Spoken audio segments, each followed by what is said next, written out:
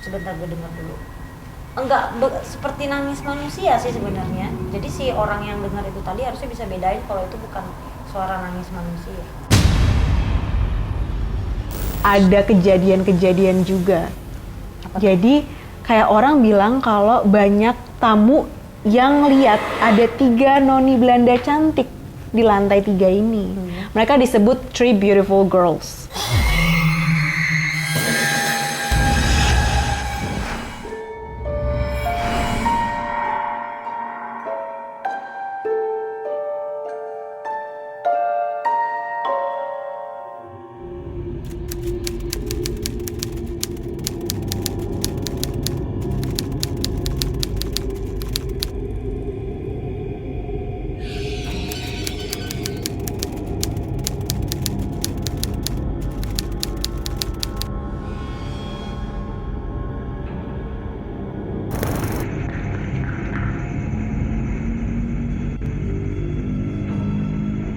Ya.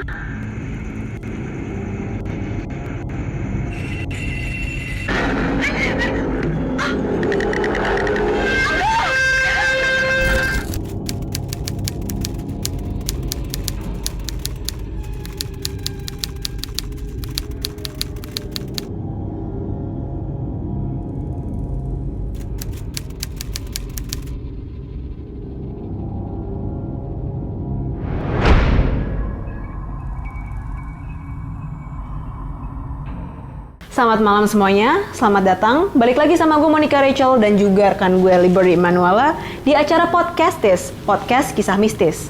Sebuah podcast misteri yang menceritakan kisah-kisah mistis di dunia nyata maupun dunia lain. Karena mereka ada di sekeliling kita. Nah, balik lagi nih sama Kak Liberty. Apa kabar, Kak? Wah, baik, luar biasa. Sibuk? Ya begitulah. Ya, kerjaan lancar? Lancar sih. Kesehatan pasti juga dong. Pasti dong. Gimana liburan juga lancar? Nanti mau liburan lagi. Oh, mau liburan lagi. Oh, kapan nih? Deket-deket boleh dong diajak ya. Boleh dong. Nah, Kak, liburannya berarti staycation gitu dong? Atau kayak liburan jauh yang apa? Iya, biasanya staycation dong. Staycation gitu ya? Biasanya sukanya staycation sama siapa sih? Terus ngapain gitu? Sama tim sih biasanya mau explore tempat yang seram juga ya, banyak hantunya. Oh, gitu ya. Jadi sekali mendayung 2-3 pulau terlampaui. Jadi sekalian staycation, sekalian juga kerja nyari konten. Iya. Tapi ngomong-ngomong soal staycation relaxing ya, kan kita selalu mikir kalau kita mau staycation kita mau kayak nyantai, mau chill, nggak mau kayak mikir yang ribet-ribet lah. Mau, ya pokoknya mau relaxing diri lah. Ngomongin tentang staycation didatengin sama sahabat-sahabat dunia lain ya, kita pasti nggak akan jauh-jauh dari omongan tentang hotel yang berhantu. Dan hari ini spesifiknya kita akan ngomongin hotel yang berhantu di Indonesia. Gue mau ngebahas nih, ada satu hotel yang belakangan ini baru aja viral karena diduga banyak banget kejadian-kejadian yang nggak enak yang bikin tamunya tuh lari pontang-panting. Jadi ini adalah hotel di pusat kota Malang yang mana namanya adalah Hotel Niagara. Mungkin kalian pernah nonton videonya, ini dari TikTok, viral banget. Jadi Hotel Niagara itu hotel-hotel zaman feodal gitu loh, zaman penjajahan Belanda. Dibangunnya aja tahun 1918. Tua banget, tua gila. Dan ada mitos di mana hotel ini, BTW ini hotel ini ada 5 lantai ya. Di lantai 4 hotel ini ada perempuan Belanda yang pernah bunuh diri. Nah, semenjak saat si perempuan Belanda ini bunuh diri, hotel itu tuh langsung kayak nutup akses ke lantai 4 dan ke lantai 5. Mereka bilangnya, udah lantai 4 sama lantai 5 nggak beroperasi lagi. Tapi warga-warga sekitar tuh bilang kayak, wah ditutup tuh gara-gara banyak kejadian tuh semenjak si perempuan Belanda itu bunuh diri. Nah, gue mau tanya Kak ya, bener nggak sih Kak ada perempuan Belanda yang bunuh diri di situ? Kalau gue lihat sih aslinya nggak ada tanda-tanda orang mati ya, ada pertumpahan darah di situ kan. Gak ada apa-apa. Jadi mungkin yang dibilang pihak hotel itu benar sih. Jadi memang ternyata cuma mitos ya. Mitos saja. Cuman kalau dibilang horor, berhantu, iya gue udah ngecek tuh buat teman-teman mungkin cek di Google deh, di googling. Gue tadi udah ngeliat by picture aja, aduh sumpah tekanan energinya, aduh luar biasa sih, sampai perut gue mual banget. Makanya mungkin nanti kita bahas ini mendalam ya. udah mulai ada yang ngeliat di dekat pintu sih ya. Mata gue ke sana terus, ya lo tutup kayak gini aja ya. Nah, kalau misalnya nanti kita bahas ini mendalam, pasti nanti bakalan banyak banget gangguan-gangguan sama gue atau mungkin sama lo atau mungkin orang-orang sih. Kita lihat aja nanti. Aduh, gue udah merinding banget nih, sumpah. Nah, masalahnya nggak sampai di situ aja nih. Ternyata di lantai 3 hotel itu ada kejadian-kejadian juga. Jadi kayak orang bilang kalau banyak tamu yang lihat ada 3 noni Belanda cantik di lantai 3 ini. Mereka disebut Three Beautiful Girls. Kayak ada sebutannya gitu kan. Nah, aku mau nanya, bener nggak sih ada tiga noni Belanda ini? Ada beneran nggak?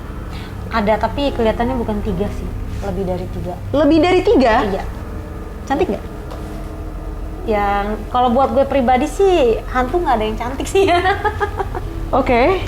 Gimana, boleh kasih tahu nggak, deskripsiin gimana Dia wujudnya? pakai topi ya, yang gue lihat sih. Topi bundar yang zaman dulu bangsawan gitu. Oke, sebentar. Terus nggak napak tanah. Serba putih sih. Tapi gue rasa ini semacam penyamaran sih ya, bukan roh orang meninggal ya, bukan roh orang Belanda yang meninggal. Agak-agak kembar sih ya, satu sama yang lainnya. Gue nggak bisa lihat begitu mendetail, cuman perawakan penyamarannya kira-kira seperti itu. Nggak ada bau-bau sesuatu apapun, bau amis atau bau anyir khas-khas jin begitu nggak ada. 3 noni Belanda ini tuh ngapain sih di situ? Mengganggu sih. Mengganggu banget ya. Mengganggu banget. Tamu siapapun. Semuanya sih, baik pekerja-pekerja di sana, juga orang-orang yang lewat jalan itu di waktu-waktu tertentu emang ngeganggu. Atas dasar apa, dendam atau iseng aja? Emang usil. Oh, emang usil ya. Karena emang energi pada lokasi hotel itu kan memang memancarkan energi-energi negatif dan juga seram ya, mistis sekali. Tekanan energi juga gede sih. Nah, ngomongin soal Hotel Niagara yang viral di TikTok. Jadi kan gue nonton nih videonya ya. Jadi tentang sepasang kekasih, mereka staycation lah di Hotel Niagara ini. Pas mereka staycation, mereka masuk kamar, mereka denger gangguan ketokan pintu. Ketok pintu berkali-kali, mereka buka pintunya, terus nggak ada siapa-siapa di lorong. Terus mereka juga ngerasa kayak auranya nggak enak banget. Akhirnya mereka memutuskan cabut dari hotel itu. Jadi nggak sampai 15 menit mereka langsung cabut. Gue mau nanya, itu benar nggak sih mereka digangguin? Benar sih. Benar, ngelihat dari struktur bangunannya, bentuk bangunannya, parah banget sih. Itu sosok apa ya yang ganggu di pintu? Yang ganggu si pasangan ini? Kalau dibilang sosok yang ganggu pasangan itu, dia ngesot ya? Ngesot sih, cewek sih. Tapi nggak ada unsur-unsur Belandanya gitu, nggak ada. Oke. Ngesot sebentar, gue bener-bener abis banget energi untuk nge-scam tempat itu tuh, makan energi kuat banget. Jadi yang ganggu pasangan itu ngesot yang gue lihat, dan diganggunya tadi ketuk-ketuk. Iya. Nah, ketuknya tuh di bawah sebenarnya. Bukan di atas. Iya, maksudnya pintu bawah, karena kan dia ngesot kan. Ya dia ngetuk di bawah. Terus kalau untuk jumlah sosok di situ, aduh ada banyak banget sih, ratusan. Ada apa aja Kak? Boleh dong, ada apa aja? Waduh, ratusan sih, gila, parah banget. Banyak lah, ada iblis juga, ada pocong juga ada. Oke. Terus ada yang rambutnya panjang sampai berapa meter di atap-atap bangunan itu, rambutnya sampai ke mau ke tanah gitu. Wah, ngeri banget, Ngeri sumpah. Sosok-sosok di sana emang tujuannya mengganggu, biasanya ganti-gantian. Ganti-gantian tergantung, tapi tergantung lihat kamarnya juga. Apalagi kalau misalnya pihak hotel taruh kamar itu yang paling sudut. Nah, itu paling serem banget di situ sarangnya. Kak, barusan kakak bilang ada yang mau interaksi sama kakak kan? Iya, tadi berat banget di sini. Dia mau ngomong apa Kak? Lebih ke usil sih ya. Mau di ini nggak? Mau ditanya nggak? Dia mau apa? Iya, tapi jangan dimasukin ke badan gue. Jangan gitu.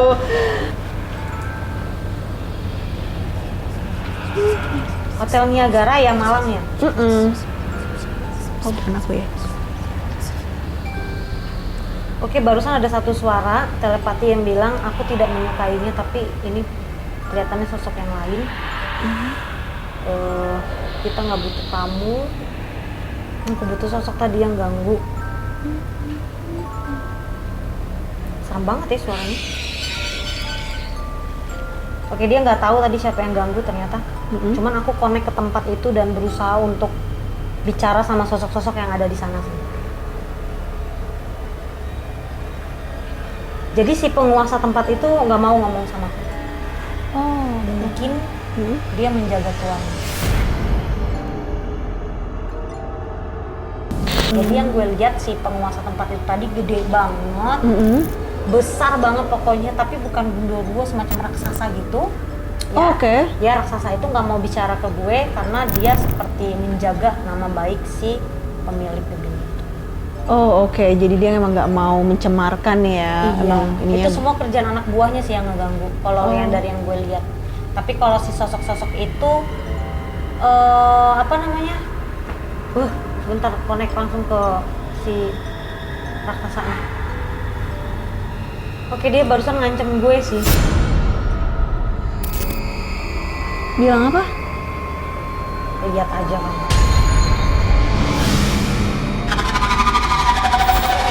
Oke.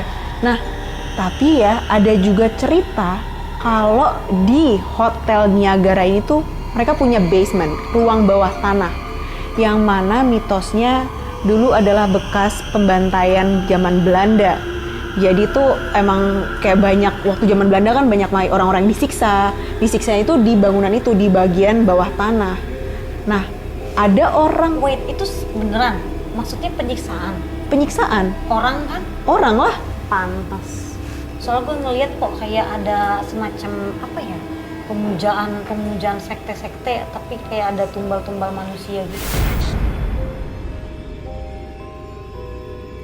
Sekte di situ? Iya, semacam aliran-aliran apa gitu. Soalnya ada identik sama lilin, terus sama apa namanya, hitam-hitam begitu sih. Terus banyak orang baris-baris yang model-model kayak di berita-berita yang pernah lo lihat loh, sekte-sekte aliran-aliran begitu. Wah. Jadi itu emang bener ya, soalnya di tanahnya itu semacam ada bekas-bekas darah juga, masih ada bau-bau Anjirnya Iya, gitu. iya. Nah, pokoknya dibilangnya kayak gitu karena ada salah satu orang yang pernah ke bawah tanah tersebut dan dia mengaku dia pernah ngelihat sesosok ya, orang yang berlumuran darah. Bener-bener berlumuran darah. Itu bener nggak sih Kak, bekas penyiksaan Belanda? Iya bener sih, pantas. Tadi soalnya gue ngeliat kok identik sama darah, terus di bawah tanahnya itu semacam bukan satu orang yang disiksa ya? Banyak. Tapi kok dominan ke wanita semua yang disiksa? Boleh tahu nggak penyiksaannya kayak apa? Diikat gini, dua, terus ya namanya pasti perempuan biasanya udah pasti ya, plus pemerkosaan ya biasanya begitu. Terus ada semacam dicambuk juga ya, dicambuk kayak ada bara-bara besi panas, gak tahu ditusuk atau dicap-cap kayak gitu. Penyiksaan pelan-pelan sih. Bukan yang langsung sekali mati kayak gitu, disiksa pelan-pelan. Perempuan? Dominan perempuan semua. Serem banget nggak sih guys? Sekarang kayak kita mau staycation, mau relaxing aja, kita kayak aduh harus mikir nih hotelnya horor atau enggak ya. Tapi jangan khawatir karena ternyata bukan itu doang hotel yang banyak sahabat-sahabat dari dunia lainnya. Karena abis ini kita akan cerita lagi tentang cerita orang yang KKN di suatu hotel dan ternyata hotel tersebut juga banyak sahabat-sahabat dari dunia lain juga. Kalau mau tahu lanjutan ceritanya, jangan kemana-mana, jangan lupa tetap di Podcastis, Podcast Kisah Mistis.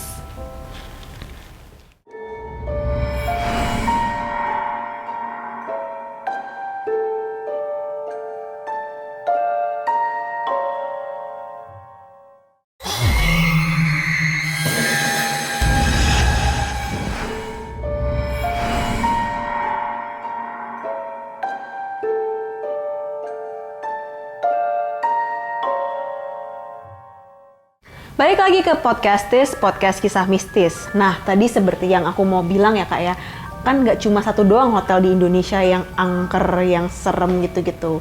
Kita mau ngomong lagi nih tentang hotel lain yang juga angker di Indonesia. Jadi ini adalah salah satu hotel yang sebenarnya orang nggak tahu kalau ini hotel tuh angker. Ada di Kota B. kita nggak kasih tahu ya hotelnya kota apa nih, bisa Blitar, bisa Banyuwangi, bisa Bandung, bisa Bali, bisa manapun ya. Tebak aja sendiri.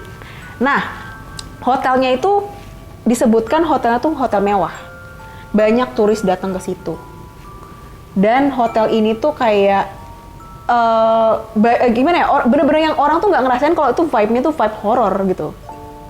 Adalah 7 mahasiswa mau KKN ke situ, naik pesawat pergi ke kota tersebut, KKN lah di hotel itu. Iya, pusing banget kepala gue, kayak ada benturan energi aja sih. Dari hotel yang ini. Dari cerita-cerita yang tadi. Bisa tolong tutup pintunya nggak? Boleh tolong tutup pintunya? Jadi ada 7 mahasiswa yang mau KKN di hotel ini.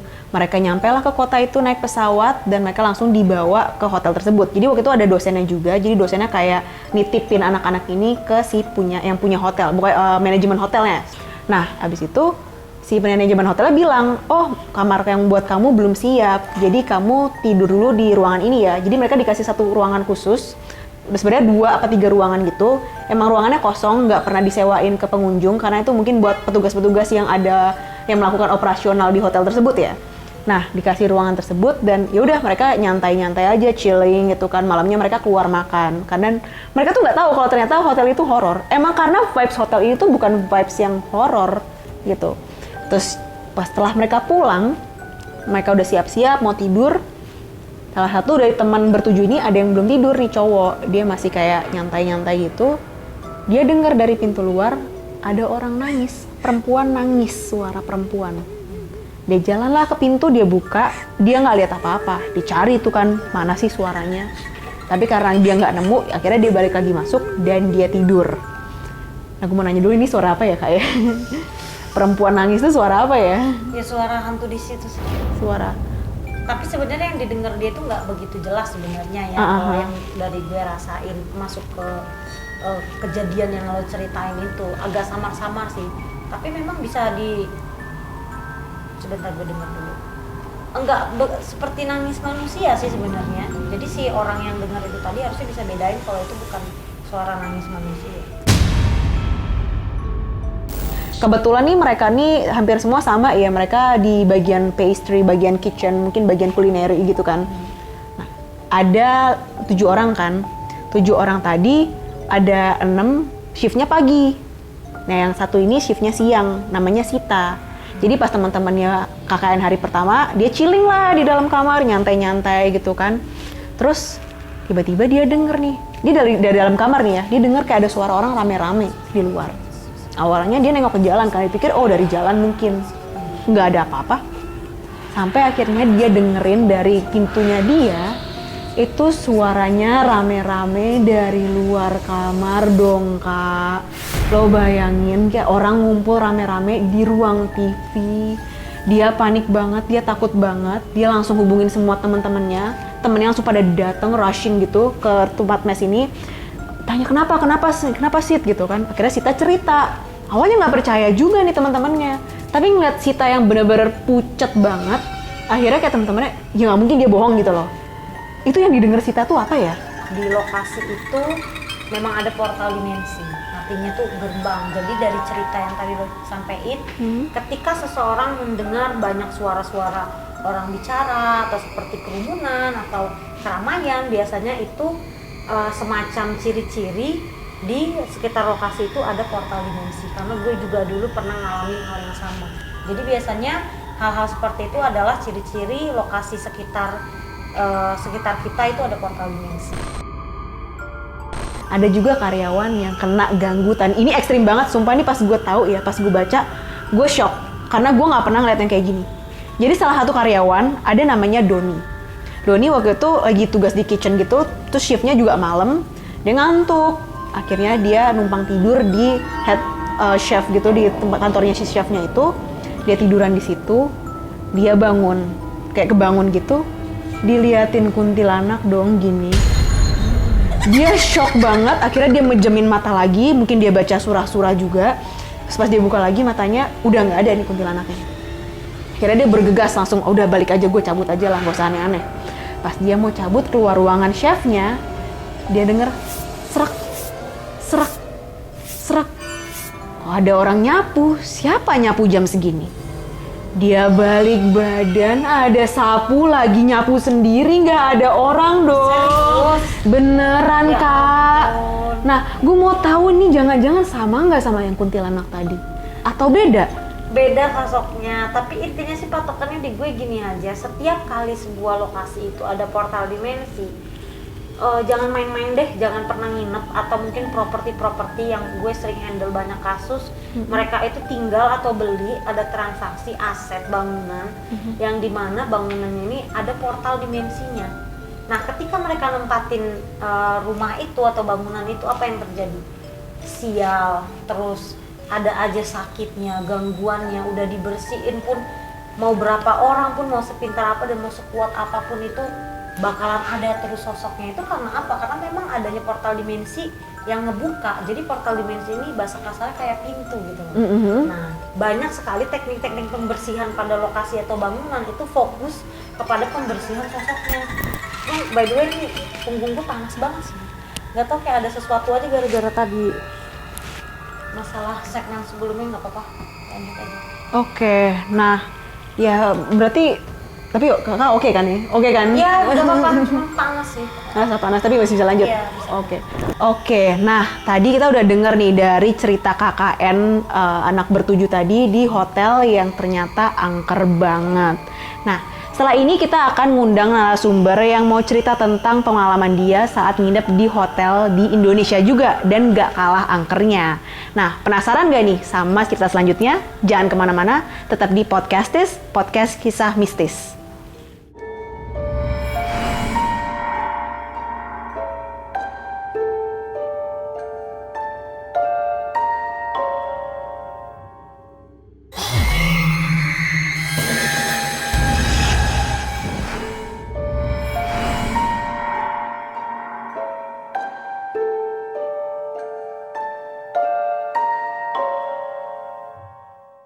Hai guys, balik lagi ke Podcastis, podcast kisah mistis. Nah, seperti yang aku udah janjiin tadi ya kak ya, hari ini kita akan ada narasumber lagi nih, ngomongin tentang pengalaman dia ada di hotel yang paling angker, salah satu hotel yang paling angker di Indonesia. Dan denger-denger nih ya, hotel ini angker karena dulu pernah ada bencana yang memakan banyak korban. Nah, mau dilanjutin nggak nih langsung aja ke narasumbernya? Langsung aja ya. Nah, kita panggil aja Mas Iwan. Iya, halo. Selamat malam Mas Iwan. Iya, selamat malam semuanya.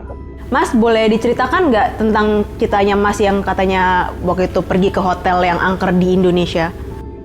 Oke.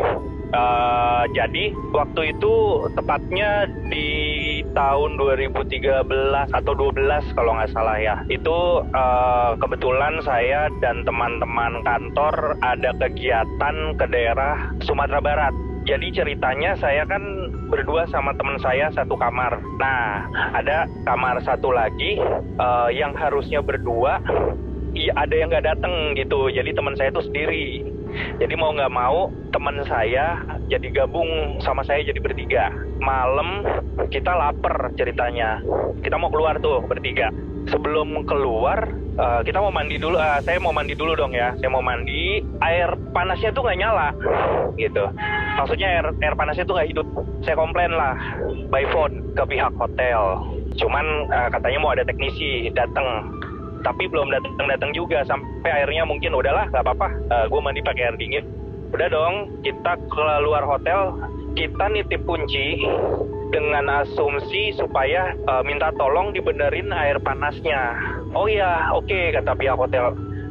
Teknisi kita sudah siap pak, gitu kan, akan kita kirim ke lantai bapak, ke kamar bapak. Saya makan, sampai akhirnya saya sudah makan, saya balik lagi. Sebelum masuk kamar, saya nanya, Mas, ini udah dibenerin kan airnya?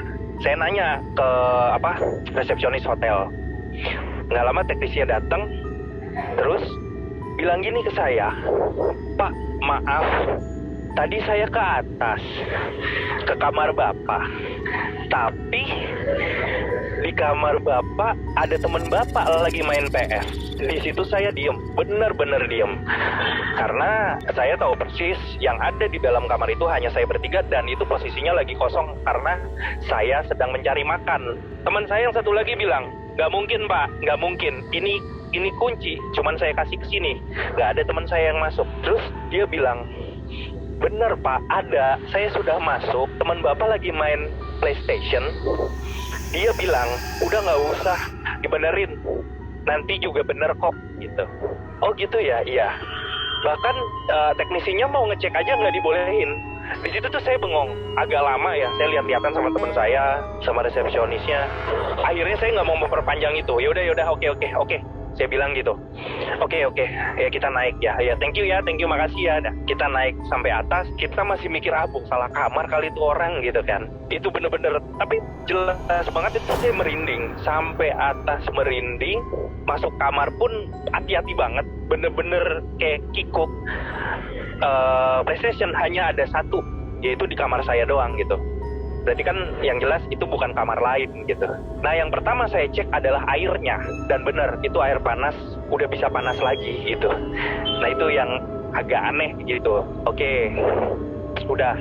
Nah di situ tuh kita emang sepanjang malam tuh kita mikir macem-macem. Yang tadinya niat mau main PS enak jadi memang nggak bisa. Sama sekali nggak bisa, akhirnya kita berusaha tidur cepet aja. Dan lucunya setiap kita mau tidur udah ngantuk, pasti pintu tuh dibel, ting dung gitu. Kita melek, anak-anak kali gitu ya, kita diemin. Gak lama kemudian bunyi lagi, ting dung. Kita lihat, deng, kosong. Akhirnya di situ ya jelas kita baca-baca karena udah semakin auranya semakin gak enak. Tapi udah kita berusaha tidur cepet. Besok pagi ketemulah sama teman-teman saya pas sarapan tuh ya. Ternyata bukan hanya saya, bukan hanya di kamar saya yang aneh, tapi itu lantai itu semuanya dapat teror yang sama. Kalau cerita teman saya lebih ekstrim lagi. Jadi dia bukan hanya bel, tapi keran juga hidup. Ketika bunyi belnya, ting-dung gitu kan, terus ada suara keran. Nih apa nih gitu kan? Dia ngecek keran, nggak ada masalah. Keran nggak bunyi, tapi dia denger keran bunyi. Nggak lama, belnya bunyi lagi, ting-dung gitu kan. Pas balik badan bunyi, ting-dung. Dia balik badan, dia ngeliat pas dia nempelin mata ke pintu, itu bunyi. Pas banget, ting-dung. Nah dari situ dia udah kacau. Dia langsung tidur, udah nutup badan, selimut, apalah, udah baca-baca. Jadi memang pada hari itu kita juga nggak paham, semuanya tuh kena teror yang sama gitu. Itu aja sih kalau dari saya ceritanya, Mbak. Oke, Mbak Kaliberti, aku mau nanya, I've got so many questions for you. Pertama-tama, hotel ini kenapa? What's going on with this hotel? Ada apa? Oke, namanya kalau lokasi ya ada pertumpahan darah di dalamnya, ibaratnya semacam bangunan bekas perang atau mungkin bencana-bencana begitu atau mungkin tragedi pembunuhan. Kalau pada dasarnya begitu sih, terus dibangun sebuah bangunan itu emang nggak akan pernah bagus sih. Energinya, terus rezekinya, hokinya, auranya tertutup juga sebenarnya. Tapi kalau dari cerita Mas Iwan ini, itu saya benar-benar tertarik sekali sama sosok yang sampai menyerupai temannya ya. Terus kan itu secara logika aja si teknisinya datang ke kamar untuk betulin keran pemanas air.